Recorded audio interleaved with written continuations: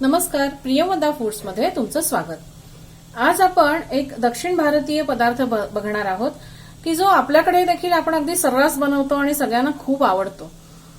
आता मी आज जे तुम्हाला सांबार दाखवणार आहे हे मी आम्ही बंगलोरमध्ये राहत असताना आमच्या खालती मणी म्हणून एक आंटी राहायच्या त्यांच्याकडून तमिळ पद्धतीचं हे अगदी ट्रेडिशनल सांबार मी शिकून घेतलं। त्याची रेसिपी मी आज तुमच्याबरोबर शेअर करते। तर आता त्या सांबारासाठी आपल्याला काय काय साहित्य लागणार आहे ते आपण बघूया। आपल्याला लागणार आहे मोहरी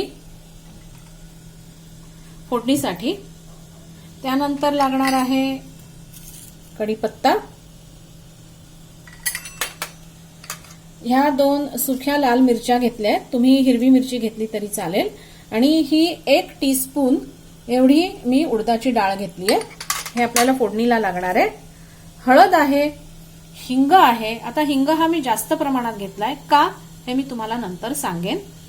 हे लाल तिखट आहे, कांदा आहे, टोमॅटो आहे। या व्यतिरिक्त आपण दुधी भोपळा, भोपळा साधा, शेवग्याची शेंग हे देखील घालू शकतो। शक्यतोवर ज्या भाज्यांना द्राष्ट वास असतो असं शक्यतोवर सांबारामध्ये घालू नका। एक्सेप्शन आहे मुळा, मुळ्याच्या चकत्या मात्र सांबारात खूप छान लागतात। हा मी घरी केलेला सांबाराचा मसाला आहे, हा 3 टेबलस्पून घेतलाय। मी एक साधारण 5 ते 6 जणांना पुरेल एवढा आज सांबार करणार आहे, आणि ते जवळजवळ आपली आमटीची 1 वाटी एवढी तुरडाळ मी घेतली आहे। हा गूळ आहे, आणि ही 1 लिंबा एवढी चिंच मी पाण्यामध्ये अर्धा तास आधी भिजत घातली आहे।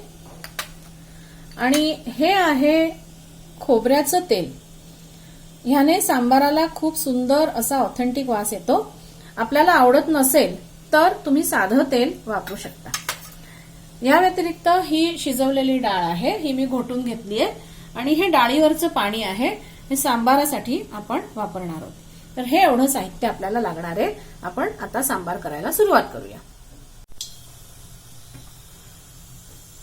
आता मोहरी आपली तडतडायला लागली आहे, मी थोडीशी मोहरी घालून बघितली होती। आता मी ही मोहरी घालते, गॅस थोडासा बारीक करते, उडदाची डाळ घालते, कढीपत्ता घालते, हळद घालते, थोडासाच यातला हिंग घालते, अर्धा हिंग मी घातलाय, अर्धा ठेवून दिलाय। या मिरच्या घालते, आणि आता आपण बघूया की आपल्या उडदाच्या डाळीचा रंग बदललाय का। उडदाची डाळ साधारण लालसर झाली की आपल्याला त्याच्यामध्ये कांदा घालायचा आहे। उडदाची डाळ आपली थोडीशी तांबड्या रंगाची झाली आहे, आता मी त्याच्यामध्ये कांदा घालते।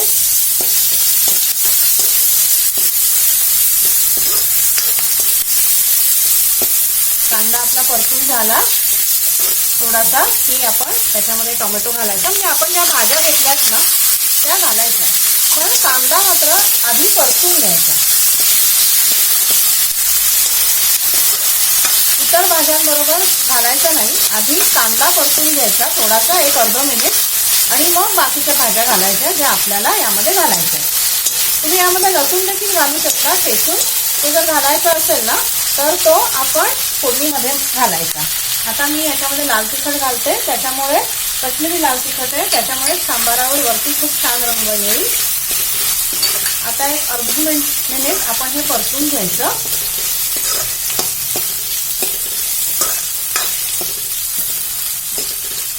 हे परतून झालं की यामध्ये मी हे चिंचेचं कोळ घालणार आहे। लिंबा एवढी चिंच घेतली होती मी, अर्धा तास आधी पाण्यामध्ये भिजवून ठेवली होती। आता मी यामध्ये घालणार आहे, आपण जे डाळीचं पाणी काढून ठेवलं होतं ते घालणार आहे, आणि आता आपल्याला याच्यावरती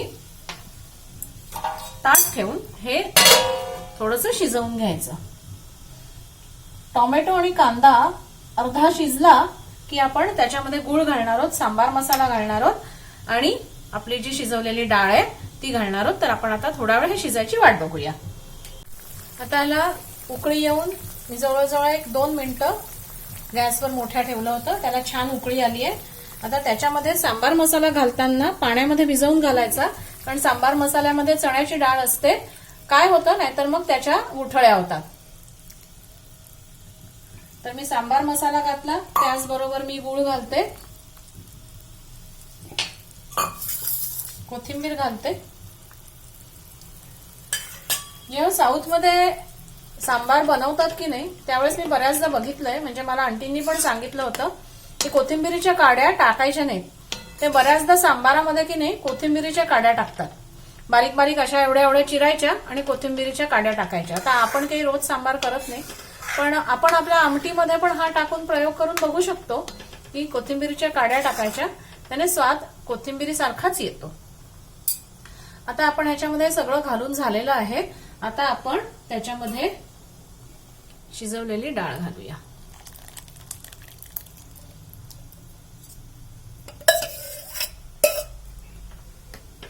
आता आपल्याला हे सांबार बऱ्यापैकी उकळायचंय, कारण उकळल्याशिवाय सांबाराला चव येत नाही. आपण जेवढं जास्त उकळू तेवढी त्याची चव वाढते. जशी आपली आमटी पण आपण जेवढी जास्त उकळू तेवढी त्याची चव वाढते. कढी जेवढी जास्त उकळू तेवढी त्याची चव वाढते. तसंच आहे की हे सांबार जे आहे हे आपण उकळू द्यायचं. आणि सांबाराबाबत ना मी एक आणखीन खूप इंटरेस्टिंग गोष्ट त्यांच्याकडून ऐकली, ती मी तुम्हाला सांगते. आता सांबारामध्ये मी चवीपुरतं मीठ घालते, नंतर टेस्ट करून बघायचं की आपल्याला आणखीन मीठ लागणार आहे का. मी आता 2 टीस्पून मीठ त्यामध्ये घातलेलं आहे. साधारण मिठाचा अंदाज कसा असतो माहितीये का, की साधारण एक माणसाला जेवायच्या ताटावरती आपण जे वरणात वगैरे घेतो की नाही मीठ, वरण भातावरती, ते साधारण 1 पाव चमचा मीठ पुरतं. तर आपण हे त्याप्रमाणे मिठाचा अंदाज घ्यायचा की आपल्याला हे साधारण 5-6 लोकांना 1 वाटीभर सांबार व्यवस्थित पुरेल एवढं सांबार होणार आहे. तर आपल्याला किती मीठ लागेल त्याप्रमाणे अंदाजाने मीठ घालायचं. मिठाचा अंदाज जास्त झाला तर प्रॉब्लेम होऊ शकतो, कमी झाला तर काय वरतून आपल्याला घालता येतं. आता मगाशी मी म्हटल्याप्रमाणे मी एक इंटरेस्टिंग गोष्ट तुम्हाला सांबाराबद्दल सांगणार आहे. तर हे जे सांबार आहे हे ऍक्च्युली मराठा किंगडम ज्यावेळेस तंजोरमध्ये राज्य करत होतं त्यावेळेस त्यांनी शोधून काढलेलं आहे. असं मी एका साऊथ इंडियन बाईने लिहिलेल्या पुस्तकामध्येच वाचलं होतं की संभोजी किंवा आपण संभाजी म्हणू असे एक तंजोरचे जे भोसले घराणं होतं, त्यांच्या व्यंकोजी राजे म्हणजे त्यांच्या घराण्यामध्ये एक राजा, त्यांच्या दरबारामध्ये त्यांचे आचारी होते संभोजी म्हणून.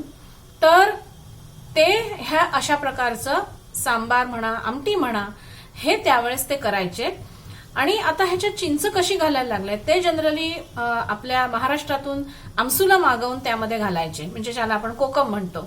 तर त्यांना एकदा कोकम आलं नाही, पोहोचलं नाही तंजोरपर्यंत, त्यावेळेस त्यांना कोणीतरी सुचवलं की तुम्ही चिंच घालून बघा.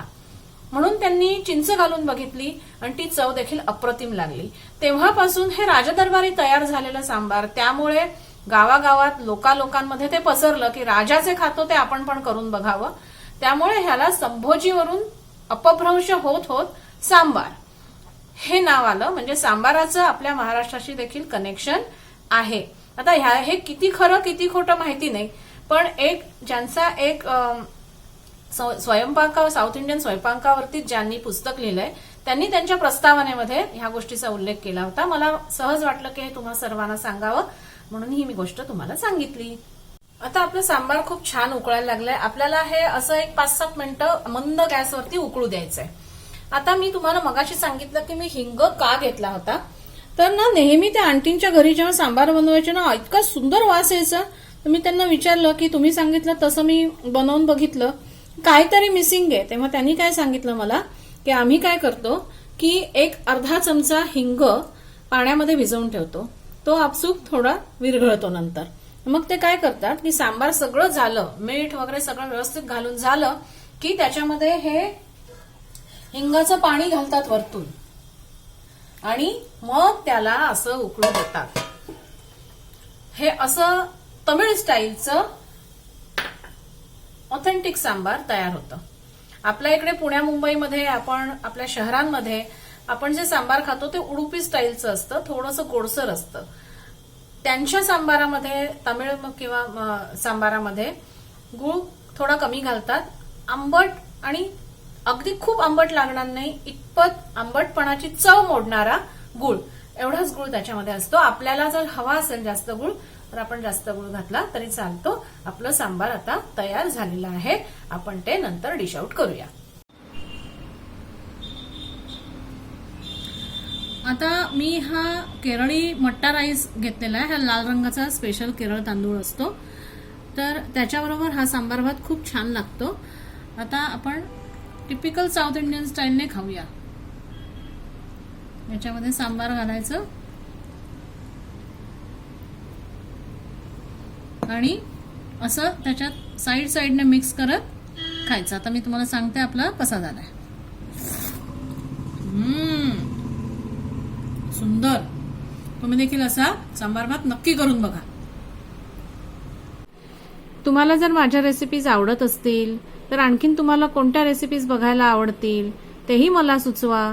त्यानंतर माझ्या चॅनलला सबस्क्राईब करा आणि मित्रमैत्रिणींमध्ये जरूर शेअर करा. तुमच्या कमेंट्सची मी वाट बघते. धन्यवाद.